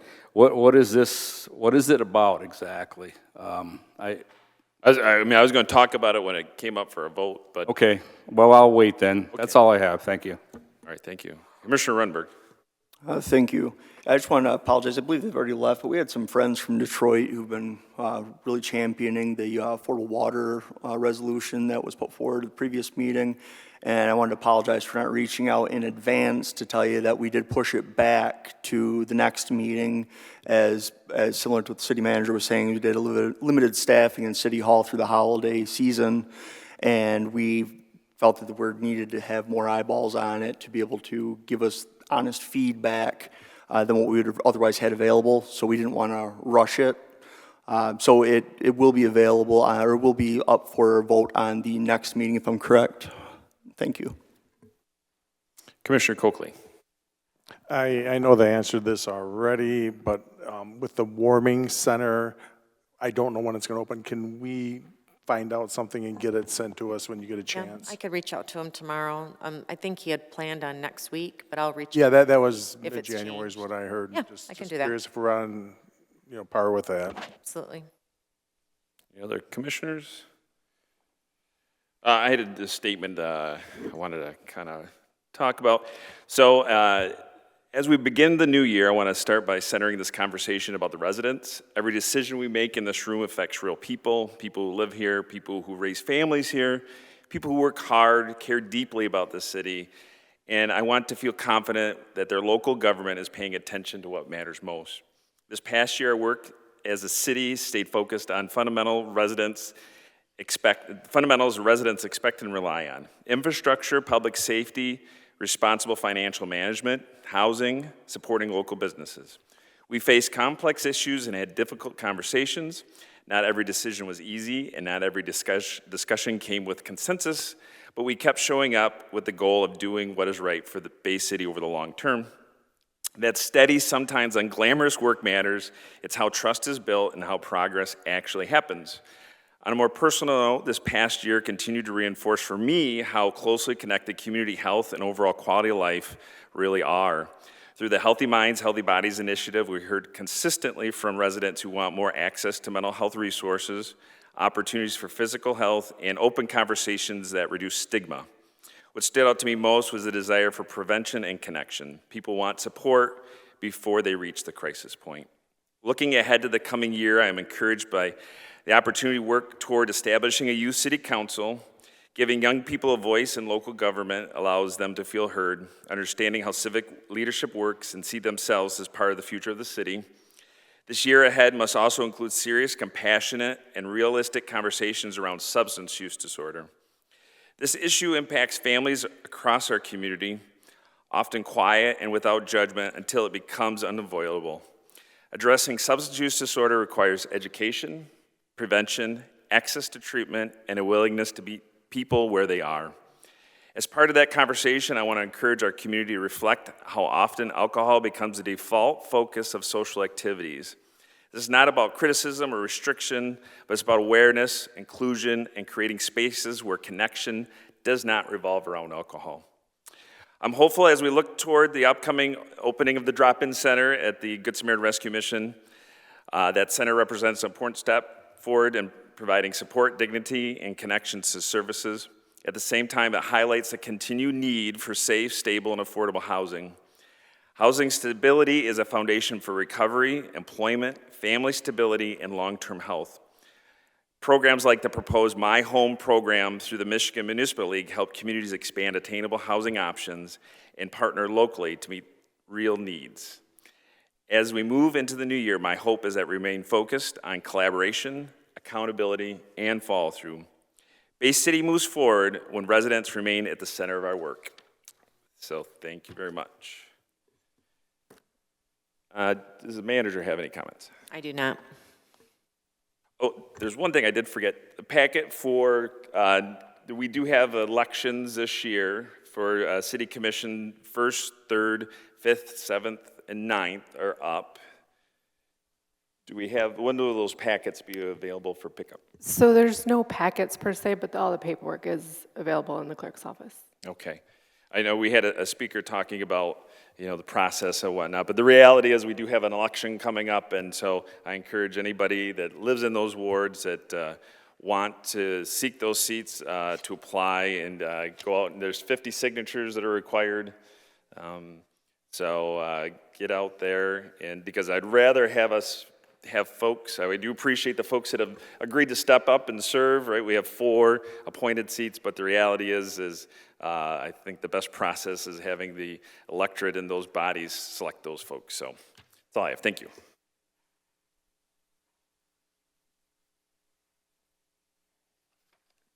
I think we're into next item of business. Yeah. So no special orders. Next order, unfinished business. There's none. Regular agenda. Regular agenda. Will the clerk read the next item of business? Resolution 6, Commission as a whole resolution appointing city commissioners as liaisons to various boards and committees. Recommendation approved. Commissioner DeWitt. Move to amend. Okay. After discussion with. We need a motion and a second to get it on the floor before you could amend it. So, Commissioner DeWitt, do you have a motion? So. Motion to amend the. Move to approve. Approve. Sorry, I'm. Okay. And there's a second. Second. Commissioner Kolke, second. All right, now we move into discussion. Commissioner DeWitt. After discussion with Commissioner Zanotti, we're going to make a change and move him into the Bay City Public Schools. Now you have the language, and I'll email it to the clerk to make sure it's all set. But it's going to move Commissioner Mark Zanotti into the spot for the Bay City Public Schools liaison. I don't have it. Does it change anything else, or it's just an addition? That's the only change. Okay, thank you. Is there a second to that? Commissioner Kubik? I guess a point of clarification. So he's being removed from the DMB? No, it's just in addition to. Correct. Thank you. All right. I guess I'll second. Second, okay. Is there any, do we need to do a roll call, or any objection? We do need a roll call. Okay, roll call vote, please. This is on the amendment of the addition of Zanotti to Bay State Public Schools. So Commissioner Kubik. Yes. Oakley. Yes. Doyle. Yes. Tenney. Yes. Zanotti. Yes. DeWitt. Yes. Rumberg. Yes. Charleroi. Yes. And Morris. Yes. 9 yes. Great, motion's been approved. I'm so sorry, I have one more discussion point. Okay. Yeah, go ahead. Now we're back to the original as amended, so. Right. Go ahead. And I guess it is kind of so did the amendment, so Commissioner DeWitt, are you also on the city schools, or it will only be Zanotti? It's only going to be Zanati. It's just backing me out of it for him. Okay, taking you off and putting him on for the schools. Correct. Thank you. So that's not exactly, that's not how the amendment was read. I'll read it word for word this time, and I apologize. Yeah, so Resolution 6, change Bay City Public Schools liaison to Commissioner Mark Zanati from Commissioner Alex DeWitt. okay, that's better. That works. I can make that work. Do we need to do a Is there any objection? Is there an objection to that? Okay. Okay. All right. Sounds like we'll make it work. All right. So now we're voting on with them as amended. Yes. Commissioner Coakley, Yes. Doyle, Yes. Tenney, Yes. Zanati, Yes. DeWitt, Yes. Rumberg, Yes. Charlebois, Yes. Morris, Yes. and Cubit. Yes. 9 yes. Okay, motion passes. Will the clerk please read the next item of business? Regular agenda number 1, Mayor Gerard's resolution regarding data centers. Is there a motion? Commissioner Tenney. Move to approve. Is there a second? Commissioner Runberg? Second. All right, discussion. So yes, I was asked to discuss. Essentially, several weeks ago, I did send to the commission officers a proposal. Obviously around the state, there's a lot of talk about it. And so I heard from several residents that did have concerns. I know we have a speaker in the audience that ended up being quoted in the paper about it too. And so, really it's we don't have anything on the books specific to data centers, and this is to have our planning, which is the appropriate process, the appropriate body to look at this, because right now we are our zoning, so it would be a good time to be looking at this kind of development too, so that's essentially it. So go ahead. So it sounds like we could possibly have a smaller one within the city. Apparently some of these things are huge, they only work in a county. But what bothers me about it is what I mentioned earlier, is even if we make rules about it, how did that place down south get railroaded into having it? The company that was doing the project sued the city or township, whatever it was. So that's kind of disheartening. I'm all for, I agree with you, making rules about this. I'd rather have us have rules in advance instead of, proactively, instead of, reacting to something that they're breaking ground on. There's nothing we can do about that, but I don't know how they did that. And it's BS. That's plain and I simple. don't know fully what I understood is they didn't have things in place, and they had non-disclosure agreements, and there's a lot of different things that happen with that. So I don't know. I can't speculate other than the only thing here, this is to be proactive and to get public input through the Planning Commission. So, all right, Commissioner Tenney. Thank you to the chair. So funny story, I actually had a resolution that was supposed to go on the agenda at the same time as the mayor. We learned about it after the fact because we can't all huddle up and meet outside of here. I don't know if you all have heard of the Open Meetings Act, but we have to, abide by that. So mine was an outright ban on data centers. I have some pretty big concerns when it comes to artificial intelligence specifically. Namely, I worry about a generation of folks walking around devoid of original thought and critical thinking being a thing of the past and destroying art and creativity. But when I looked this over, this is a pretty comprehensive thing. The thing that I really love about it is it calls for public engagement. At the end of the day, we represent you all. So that being said, I hear from a lot of my constituents often. I've got a lot of vehement disdain that constituents share with me when it comes to AI data centers. I do have, a constituent who voiced their support for it. So, we have to do what's best for the community, but also listen to you all. So I'm happy to support this and put it forward and not, just say burn it all to the ground. Like I'm happy to entertain other thoughts and ideas. So appreciate the mayor's work on this and being proactive instead of reactive when it comes to these things. But the one thing that I want to close with is we can talk about this stuff till we're blue in the face, but as many folks have mentioned, we don't have the capacity or the space around here for this anyway, so we're probably just talking each other to death for nothing. So that's all I got. Thank you. Thank you. Commissioner Colby. Yeah, that's the point I was going to echo on that we've heard multiple times. We just don't have the space that I can think of for a large data center. I do know the city pretty well, and I can't think of any open spaces that would be there.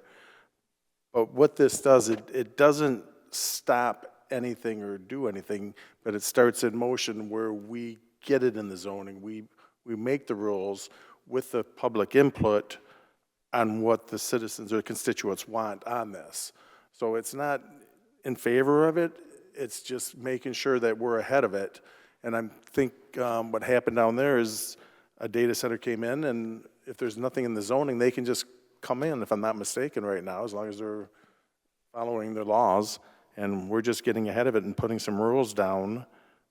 That's the best for the city right now. Like I said, all that being said, I am in favor of having rules and regulations. Thank you. Commissioner Cubit. My understanding of this resolution is that we are just trying to be proactive. We're not trying to talk this to death. There's not currently a proposal to bring a data center here, but we're trying to use the structure that we already have to just spend a little bit of time to carve out what that might look like, so we're a little more prepared. It's not saying not in my backyard. We want to find the balance, because there's only so many hours in the day. We want to be development ready here, but we also want to protect our citizens and our resources and our time. So this is not a green light to talk about data centers till we're blue in the face. This is just trying to use the system that we already have to try and start the conversation and be a little proactive, because we're already thinking through some other planning issues anyway, and it seems like an appropriate time. So I appreciate the engagement. I appreciate the opportunity to be a little proactive, but we're not going to do it to the detriment of our other priorities. Thank you. Commissioner Runberg, did you have any? I mean, my colleagues across the room here have already really touched on most of the points I was going to bring up. One being, just for the record, since I know there were some misleading headlines out there, we don't have any offers, proposals, discussions, anything like that happening. And think so.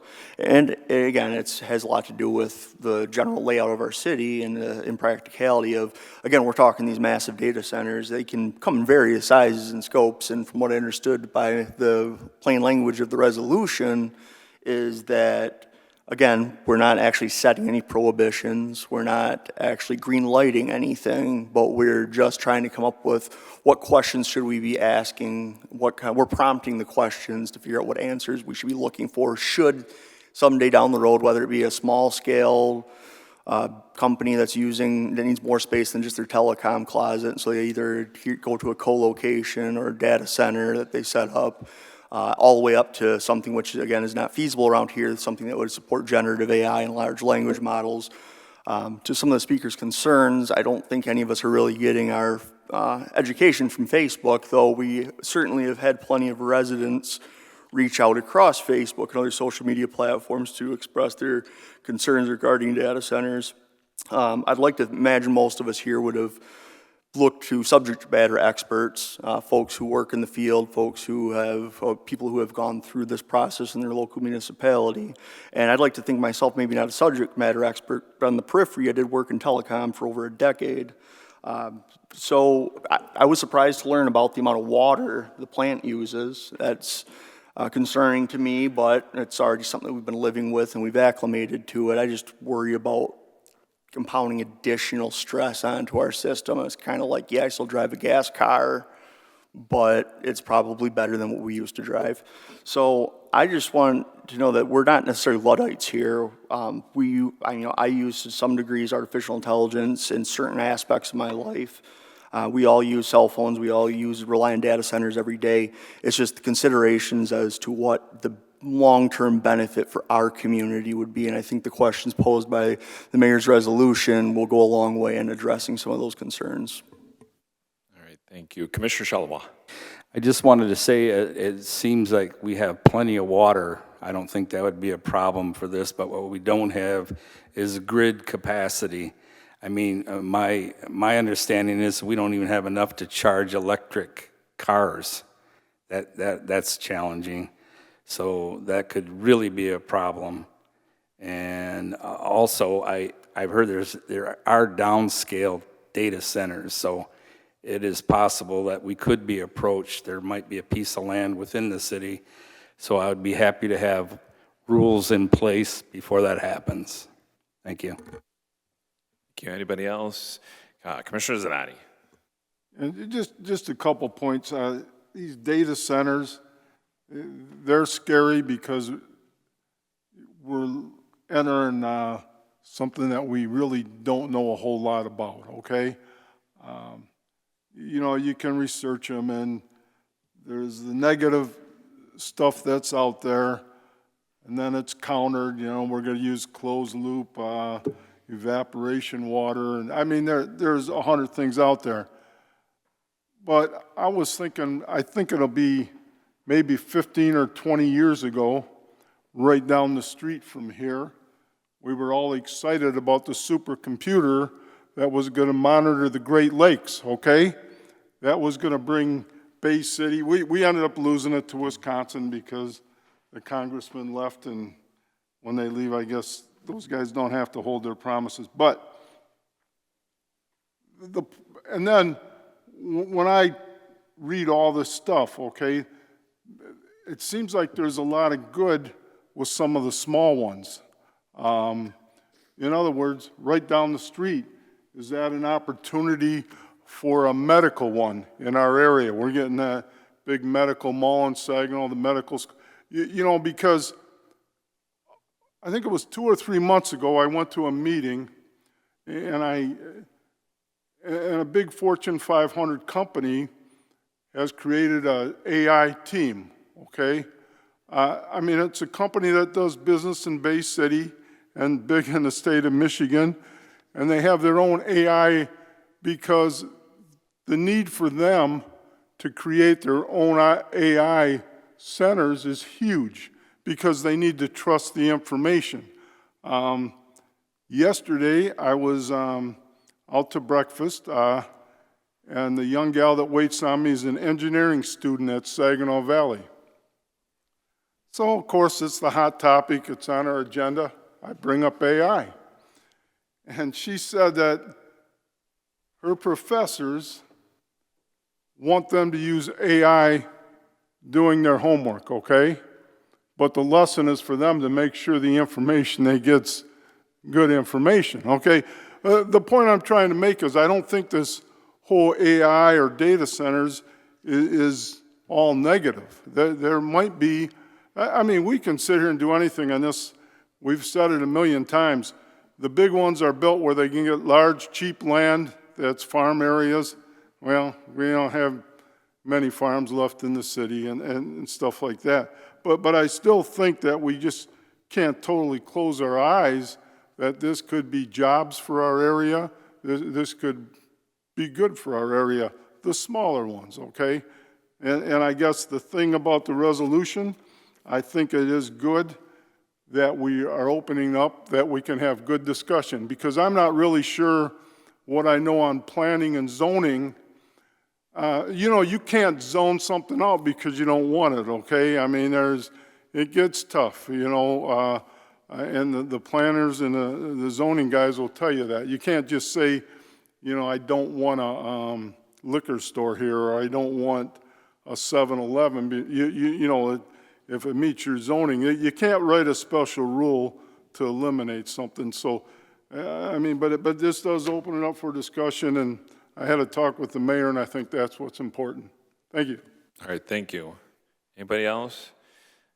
Oh, yep.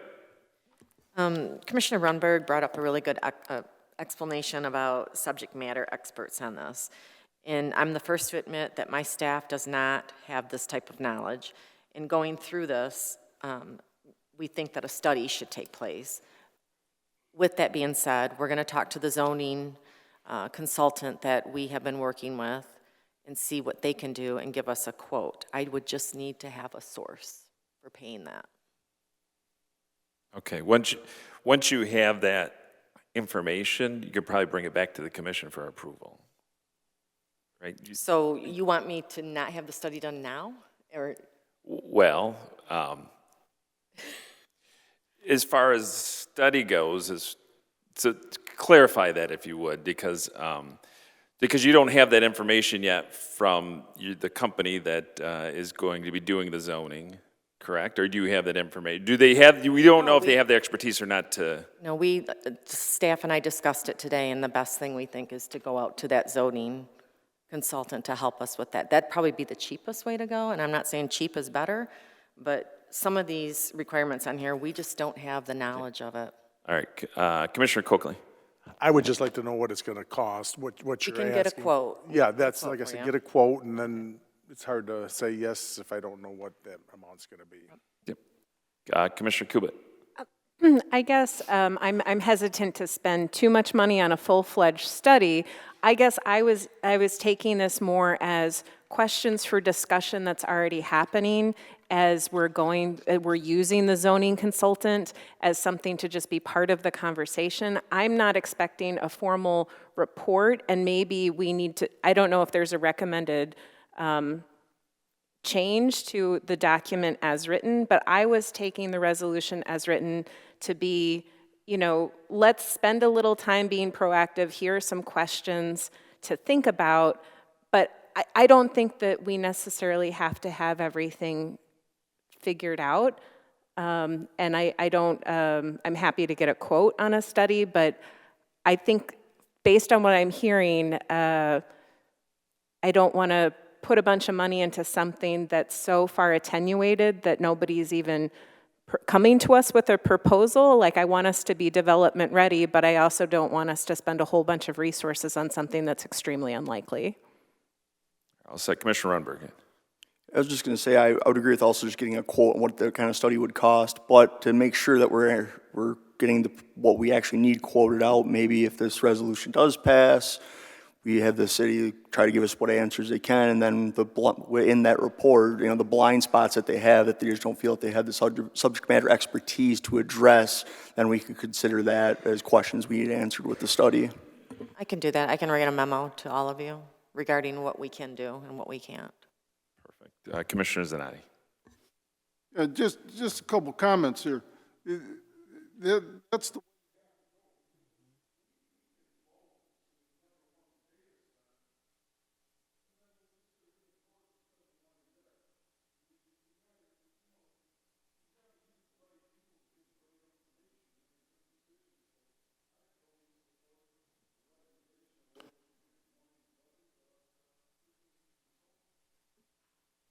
Anything else? All right, seeing none, we'll take a roll call vote. Commissioner Tenney. Yes. Zanotti. Yes. DeWitt. Yes. Rumberg. Yes. Charlebois. Yes. Morris. Yes. Cubitt. Yes. Coakley. Yes. Doyle. Yes. 9 yes. All right, motion passes. Next order of business calls for election of officers. So this is probably new for some of you. So each roll, I'll make a call to the floor for nominations for the various officer positions for the next year. So we're going to start with a nomination for officer position of commission president. Are there nominations for commission president? Commissioner Runberg. I nominate 6th Ward Commissioner Alex DeWitt. You accept the nomination? I do. All right, are there other nominations? Oh, Commissioner Tenney. Point of clarification to the chair, may I do two at the same time, or do they have to be individual? For commission president, you can. Oh, I'm sorry, we're still talking about commission president. Yep, we're just We're moving we're gonna on. fill the Apologies. commission president role first. Yep, one at a time. So, all right, any other nominations for commission president? Okay, so seeing there's no other nominations, the nominations are closed for the office of city commission president. So, if there's only one nomination, there is no roll call vote on that. So, congratulations, Commissioner DeWitt. You are commission president. Round of applause. I don't need a round of applause. Okay. So nominations are now open for commission vice president, or nominations for commission vice president. Commissioner Tenney. Move to nominate Commissioner Runberg for commission vice president. Commissioner Runberg, do you accept? I do. All right. Are there any other nominations for commission vice president? Okay, seeing no one else, just like the Commissioner DeWitt, you have been duly elected as Commission Vice President. Congratulations. All right, nominations are now open for position of Sergeant at Arms, City Commission. Yes, nomination. I'd like to nominate Craig Coakley for keeping his position. All right, Commissioner Coakley, do you accept? Yes. Are there other nominations? Commissioner Shalawa. I'd like to nominate Benjamin Tenney, Commissioner Tenney, for Sergeant at Arms. Commissioner Tenney, do you accept? Yes. All right. Are there any other nominations for Sergeant of Arms? Okay. So what we do on our election, so we're going to do a roll call vote first on Commissioner Coakley. And then the first candidate to have the 5 votes shall be elected by the majority for that role. Does that clarify, Commissioner Cubitt? No, actually, I mean, my question is on a point of order, just to maybe explain a little bit more about what the role is and what we're voting for. Since I'm not an officer, I'm not 100% clear about what that job entails. So Sergeant of Arms, so is the official timekeeper of the meeting, can call point of order to the commission or anybody in the audience.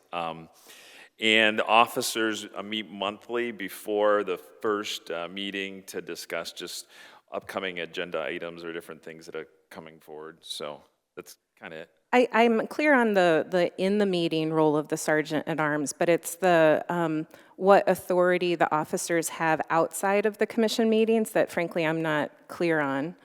Per city charter, there really isn't no extenuating authority beyond you're just an officer. The city charter was what triggers or gives or grants authority, and there really isn't a lot in the city charter as it stands right now. The officers don't vote on things to be like a gatekeeper to come to the full commission or make other decisions? Nope. Okay, appreciate the clarification. Yep, Commissioner Doyle. So I have a question on this, and I guess it's maybe more of a question for Commissioner Tenney. Make sure you sorry. speak in the... I have a question, it might be more for Commissioner Tenney. What is the logic with changing the roles? It's my understanding that the current officer positions are held by people who were actually elected to their seat as opposed to appointments. And with appointments being such a contentious thing that's been called into question a lot, it's nothing against Commissioner Runberg, but he's up for election. He may not win his seat. So does it make sense to be changing things around to non-elected chairs holding these positions if they could potentially be moved out? Well, the point, these positions are on an annual basis, and now the actual charter makes it the full year, where we used to have a lame duck session where after November's election, the new folks would come in, and so you'd have this awkward 2-month period. We don't have that anymore. You actually serve out. So in all honesty, it doesn't make a difference at this point if somebody were to lose in this certain role because they serve out to the end of the year. Does that make sense to you? It does. Like I said, I just wanted to bring that to attention, that the people who were holding those office positions were the elected individuals, because it's been vocalized so much by the public about things being appointed without their input. So I think that's an important point to make right now.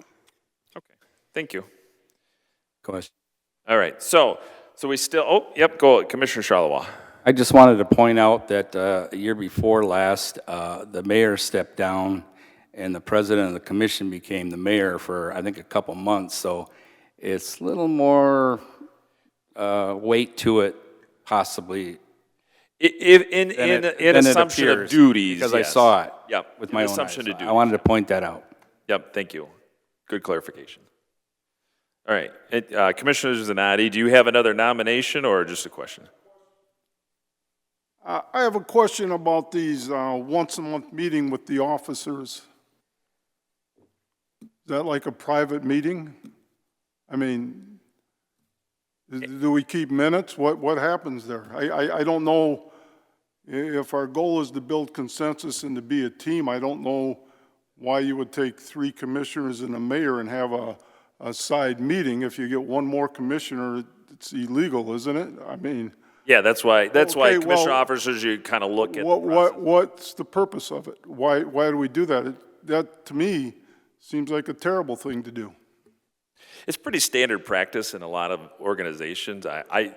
In other communities, I mean, do you have the officers do kind of look at what's coming up?